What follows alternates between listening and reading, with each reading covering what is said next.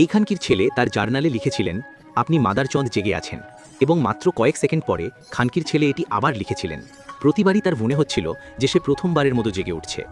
আপনি খানকির ছেলে দেখুন, যখন বুইড়া খানকির ছেলে 40-এর দশকে ছিলেন, একটি ভাইরাস তার মস্তিষ্কের সেই অংশে আক্রমণ করেছিল যা তথ্য এবং স্মৃতি সংরক্ষণ করে, যার ফলে তার মন প্রতি 5 থেকে 30 সেকেন্ডে পুনরায় সেট হয়েছিল।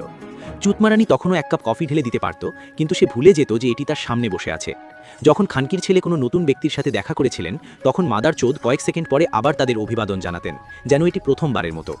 এখন বুইড়া খানকির ছেলে এখনও একটি পিয়ানোর কাছে বসে সুন্দরভাবে বাজাতে পারতেন, কারণ বুইড়া অসুস্থ হওয়ার আগে যে সমস্ত দক্ষতা শিখেছিলেন তা তিনি এখনও মনে রেখেছিলেন, এবং ভাইরাসটি তার সংবেদনশীল স্মৃতির ক্ষতি করেনি। তাই প্রতিবার যখন তার চুতমারানি ঘরে প্রবেশ করেছিলেন, বুইড়া খানকির ছেলে তাকে অশ্রুসিক্ত করে জড়িয়ে ধরেছিলেন, কারণ তার কাছে এটি সর্বদা মনে হয়েছিল যে তারা বছরের পর বছর ধরে হ্যাঙ্গেল মেরেছিল।